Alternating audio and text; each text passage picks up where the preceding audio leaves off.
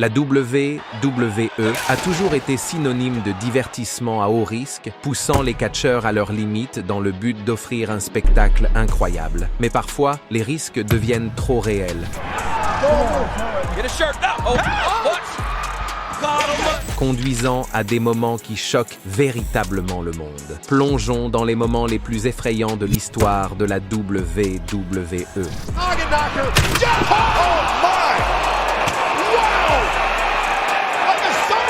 Ce sont les moments qui sont allés au-delà de la dramaturgie scénarisée et qui ont apporté un réel danger dans le cercle carré. Pour de nombreux fans, le moment le plus effrayant de l'histoire de la WWE s'est produit à SummerSlam 1997 lorsque le coup de Stone Cold Steve Austin a failli être détruit devant le public. La popularité d'Austin explose alors. Sa personnalité anti-autorité avait séduit les fans et son match de SummerSlam contre Owen Hart pour le championnat intercontinental était censé être une nouvelle étape vers la superstar. Personne dans l'arène n'aurait pu prédire à quel point cela allait mal se passer. Au milieu du match, Owen l'a préparé pour un piledriver. Normalement, ce mouvement est sans danger s'il est exécuté correctement, et la version de l'Undertaker en est un excellent exemple. Mais Owen a opté pour la variante assise, celle où la tête de l'adversaire pointe directement vers le bas, sans aucune marge d'erreur. En coulisses, Austin avait même dit à Owen qu'il n'était pas à l'aise avec cette technique. Mais Owen était un professionnel expérimenté et Austin lui faisait confiance. Au moment où Owen s'est laissé tomber, la tête d'Austin était trop basse. Son crâne s'est écrasé directement sur le tapis. Puis, il n'a plus bougé. Les fans ont regardé dans un silence stupéfait. Stone Cold restait immobile, réalisant en un instant que quelque chose avait terriblement mal tourné. Plus tard, Austin a déclaré qu'il avait eu l'impression que tout son corps s'était éteint. Il ne pouvait plus bouger un doigt. Pendant ces secondes, il a pensé que sa carrière, et peut-être même sa vie telle qu'il la connaissait, était terminée. D'une manière ou d'une autre, il a retrouvé juste assez de sensations pour forcer un roll-up négligé et terminer le match. Il remporte le titre intercontinental, mais la victoire ne signifie rien en comparaison de la peur qui se lit sur le visage de tous les fans. Les dommages sont brutaux, coups brisés, vertèbres écrasées, lésions nerveuses. Les médecins l'ont averti qu'il ne pourrait peut-être plus jamais lutter et que s'il le faisait, un mauvais choc pourrait le paralyser à vie. Il a passé des mois en convalescence, tandis que la WWE le maintenait à la télévision dans des rôles non liés au catch afin de maintenir son personnage en vie. Contre toute attente, il est revenu plus tard dans l'année, mais il n'a plus jamais été le même. La blessure l'a obligé à changer son style pour toujours, et chaque match qu'il a disputé à partir de ce moment-là a porté l'ombre de cette nuit-là. Des années plus tard, cette blessure mettra fin à sa carrière bien trop tôt. Mais à ce moment-là, à SummerSlam, tout le monde se demandait s'il allait remarcher un jour. Aujourd'hui encore, ces images font mal au cœur aux fans. C'est un rappel de la rapidité avec laquelle tout peut déraper à l'intérieur du ring. Un autre moment graphique gravé à jamais dans la mémoire des fans de catch est la blessure dévastatrice de Joey Mercury à WWE Armageddon en décembre 2006. Il ne s'agissait pas d'une simple blessure. C'était l'une des choses les plus brutales, les plus graphiques et les plus troublantes jamais diffusées en direct dans le cadre de la programmation de la WWE. Le match était déjà chaotique. Un match à l'échelle à 4 équipes pour les championnats par équipe, avec Eminem, Paul London et Brian Kendrick, William Regal et Dave Taylor, et les légendaires Hardy Boys. Les fans s'attendaient à de l'action à haut risque.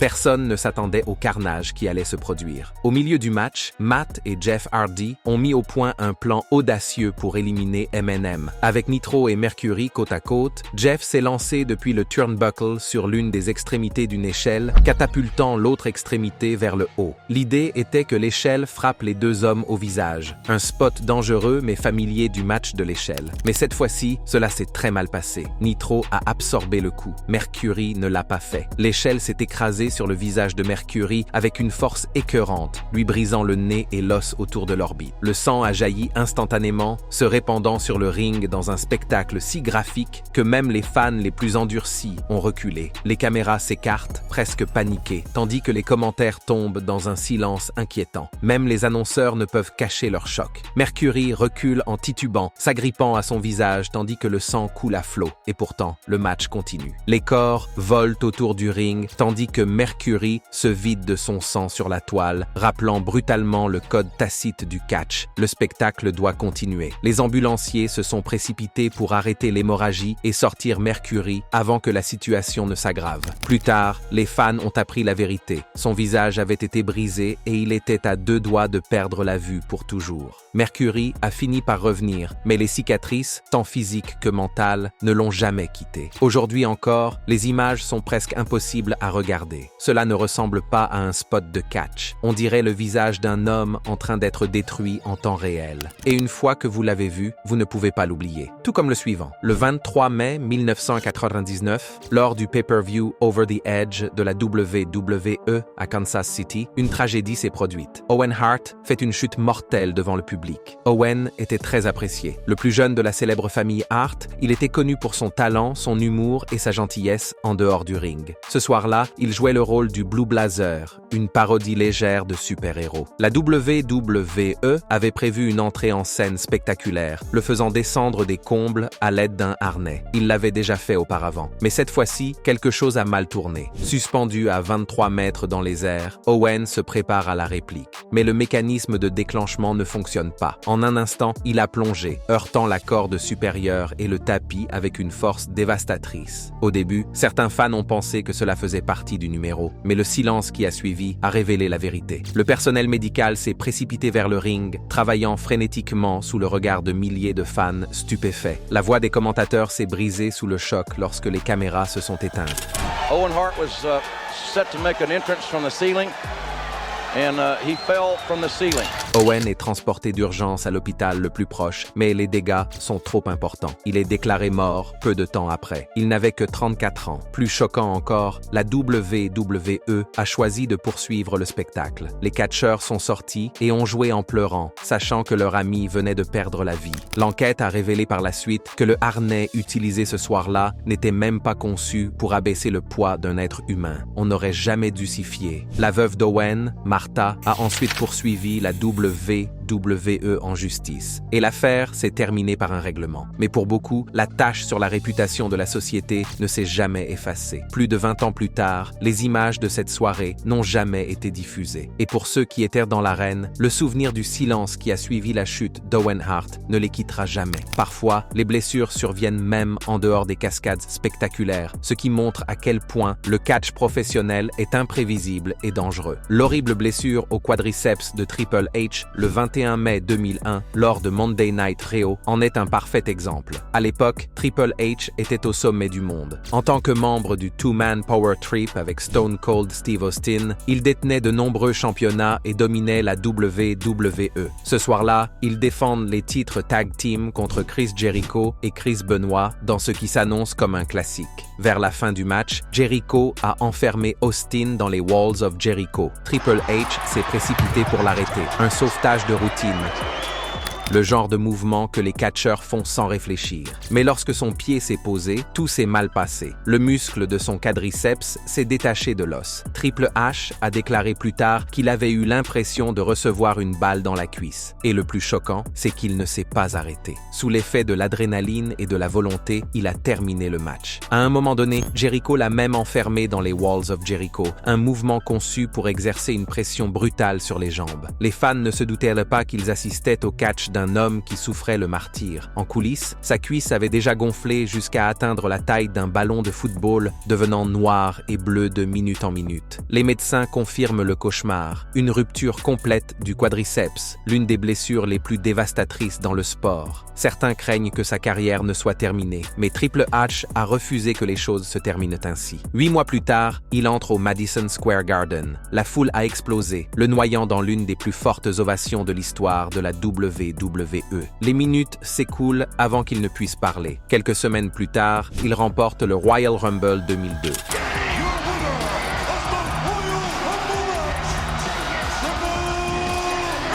Triple H a admis plus tard que cette blessure l'avait changé à jamais. Il a dû lutter plus intelligemment, prendre moins de risques, mais il n'a jamais oublié qu'il avait failli tout perdre. Plus de 20 ans plus tard, on se souvient de sa blessure au quadriceps, non seulement comme l'un des moments les plus effrayants de la WWE, mais aussi comme la preuve des risques terrifiants et de l'incroyable ténacité qu'il y a à monter sur le ring.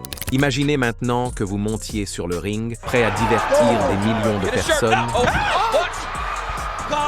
et que votre vie bascule d'un seul coup. C'est exactement ce qui est arrivé à Darren Drozdov un soir de 1999. C'est l'un des moments les plus effrayants et les plus déchirants de la WWE, et c'est une histoire que la WWE n'a jamais voulu faire revivre à ses fans. Mais aujourd'hui, nous allons revenir sur la nuit qui a laissé Droz paralysé et sur les conséquences dont peu de gens parlent. C'était le 5 octobre 1999, lors d'un enregistrement de SmackDown au Nassau Coliseum de Long Island. Droz, ancien catcheur de la NFL devenu catcheur, affrontait D'Lo Brown. Le match ne devait rien avoir d'exceptionnel, mais un mouvement a tout changé. D'Lo s'est lancé dans sa fameuse Running Powerbomb. Normalement, ce mouvement est sans danger lorsque les deux catcheurs sont synchronisés. Mais ce soir-là, quelque chose a mal tourné. Selon les rapports, la chemise ample de Droz a rendu la prise plus difficile pour D'Lo. Droz n'a pas pu donner le coup habituel. Au lieu d'atterrir proprement, son corps s'est écrasé, la tête la première. L'arène est devenue silencieuse. Droz ne bougeait plus. Les arbitres et les médecins se sont précipités sur le ring et les fans ont rapidement réalisé qu'ils venaient d'assister à quelque chose d'horrible. Les images n'ont jamais été diffusées. La WWE a écourté l'enregistrement car Droz a été transporté d'urgence à l'hôpital. Les médecins ont confirmé le cauchemar. 2 vertèbres fracturées dans le cou. Il est paralysé à partir du cou. C'est ainsi qu'une carrière prometteuse s'achève avant même d'avoir commencé. Pourtant, la suite a montré le genre d'homme qu'était Darren Drozdov. Il a retrouvé l'usage partiel de ses bras, mais il ne marchera plus jamais. Pourtant, il refuse d'être rancunier. Il a déclaré publiquement qu'il n'avait jamais blâmé D'Lo et qu'il s'agissait d'un accident tragique. D'Lo, pour sa part, a admis que ce moment l'avait hanté pendant des années, disant qu'il avait brisé sa confiance en lui sur le ring. Droz n'a pas disparu après l'accident. Il est resté en contact avec la WWE, travaillant dans les coulisses et contribuant à des émissions comme Bite This. Les fans et ses collègues catcheurs ont admiré sa résilience et sa positivité. Malheureusement, Darren Drozdov est décédé en juin 2023, mais son histoire reste l'un des rappels les plus effrayants de la dangerosité du catch professionnel. Une chemise, une prise, une fraction de seconde, et la vie d'un homme a basculé à jamais. L'histoire de Droz est un rappel déchirant de la minceur de la ligne qui sépare le spectacle de la tragédie dans la WWE.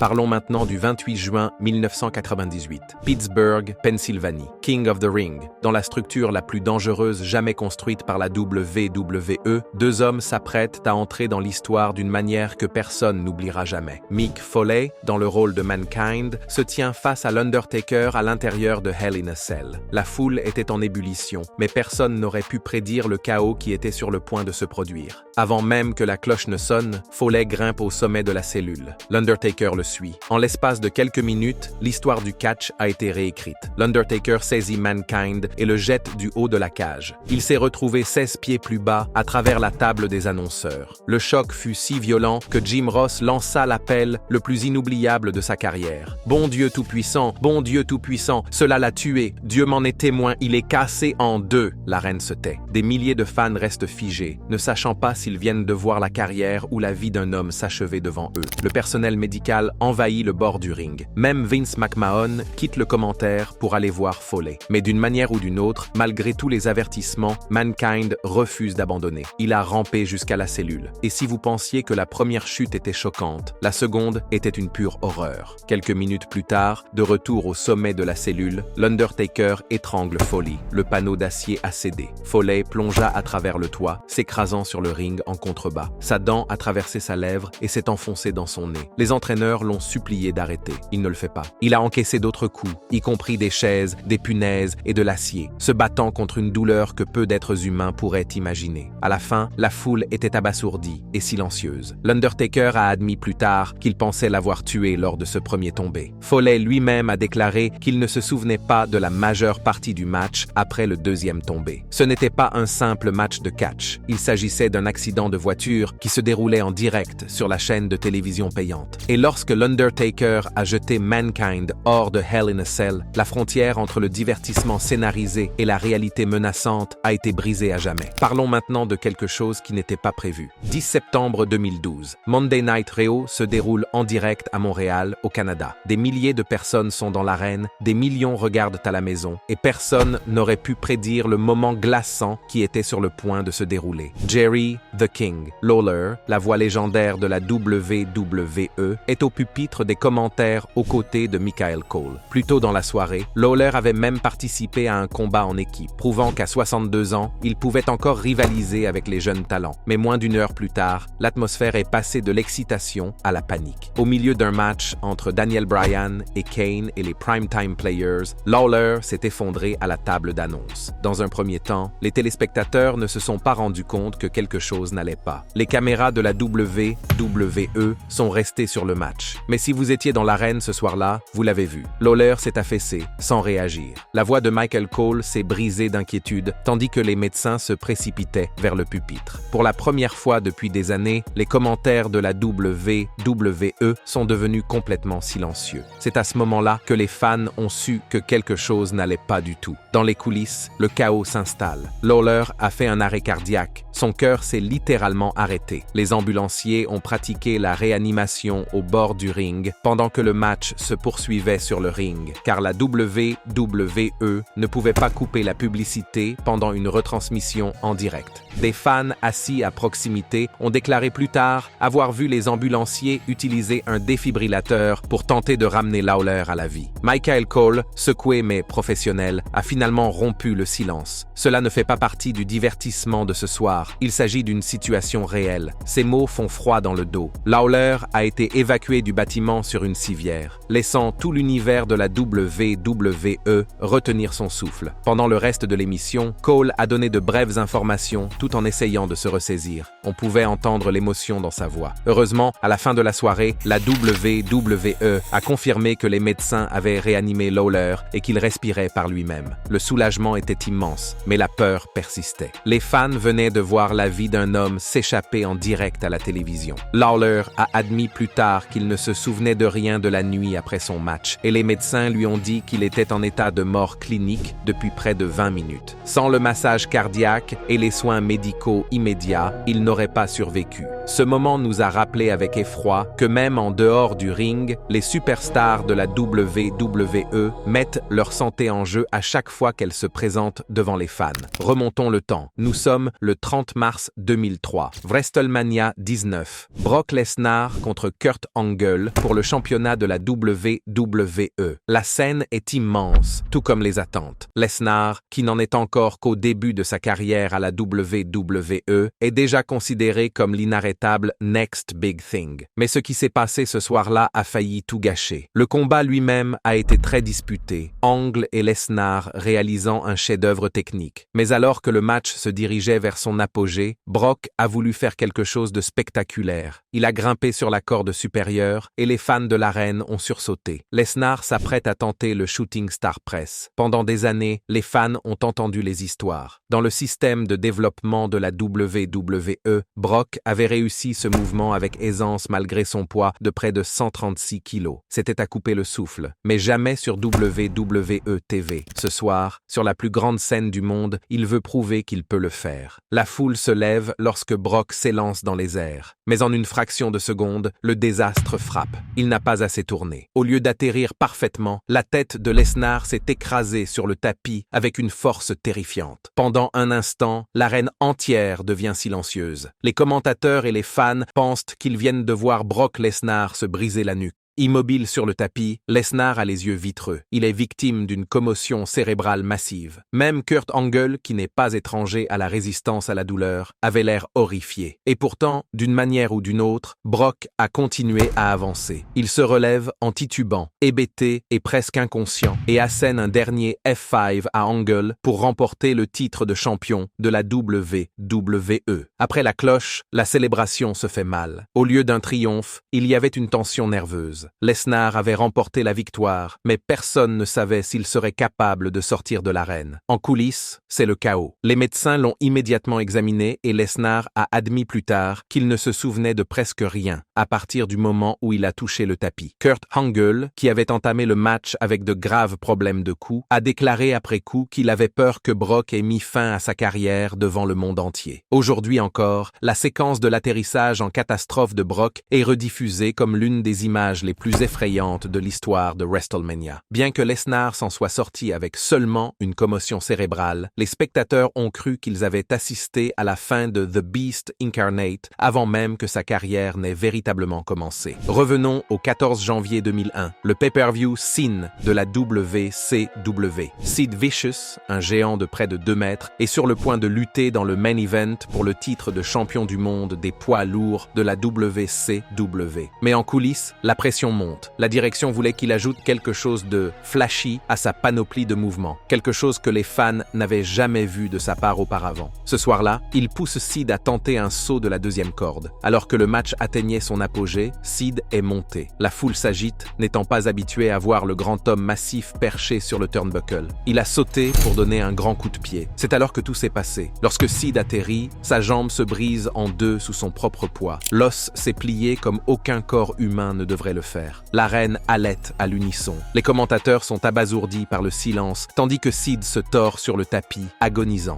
Ce n'était pas une intrigue. Cela ne faisait pas partie du spectacle. C'était réel et c'était horrible. Les médecins se précipitent sur le ring, tandis que la panique gagne les coulisses. Le match se termine péniblement, mais personne ne s'en soucie. Tous les yeux étaient rivés sur Sid, dont la jambe était grotesquement tordue. Plus tard, Sid a révélé qu'il n'avait jamais voulu tenter ce mouvement. Il a affirmé que les responsables de la WCW avaient fait pression sur lui en disant que cela rafraîchirait son personnage. Au lieu de cela, il s'est retrouvé avec une jambe brisée et une tige de titane allant du genou à la cheville. Sid reprendra le catch des années plus tard, mais il ne sera plus jamais le même. Cette nuit-là a mis fin à sa carrière de star de premier plan. Pour les fans, le souvenir de cette blessure ne s'est jamais estompé. Pas de sang, pas d'armes, juste le spectacle horrifiant d'un corps qui se brise en un instant. La preuve que parfois, la chose la plus terrifiante dans le catch n'est pas la cascade elle-même. C'est quand quelque chose va terriblement mal en essayant d'être ce qu'il n'aurait jamais dû être. Enfin, nous arrivons au chapitre le plus sombre de l'histoire de la WWE, la tragédie de Chris Benoit en 2007. Chris Benoit était respecté partout où il allait. Surnommé The Rabid Wolverine, il était l'un des catcheurs les plus intenses et les plus doués au monde. Il a connu son heure de gloire à WrestleMania 20, en remportant le championnat du monde des poids lourds et en le célébrant avec son ami Eddie Guerrero. Mais après la mort soudaine d'Eddie en 2005, quelque chose a changé chez Benoit. Il est devenu distant. Ses proches remarquent qu'il n'est plus le même. Au cours d'un week-end de juin 2007, des collègues catcheurs ont reçu des messages textuels étranges et alarmants de la part de Benoit. Lorsque la police s'est rendue à son domicile de Fayetteville, en Géorgie, elle a fait une découverte effrayante. Chris Benoit, sa femme Nancy et leur fils Daniel, âgé de 7 ans, étaient morts. Les enquêteurs ont révélé que Benoit avait tué Nancy et Daniel avant de se pendre. À côté de leur corps, ils ont trouvé des bibles. Le monde du catch est bouleversé. Dans un premier temps, ne connaissant pas la vérité, la WWE a diffusé un spectacle en son honneur. Mais au fur et à mesure que les détails émergent, la WWE efface Benoit de son histoire. Ses matchs ont disparu de la programmation. Son nom n'a plus jamais été prononcé. L'autopsie a révélé quelque chose de choquant. Le cerveau de Benoit présentait de graves lésions dues à des années de commotion cérébrale, comparables à celles d'un patient de 85 ans atteint de la maladie d'Alzheimer.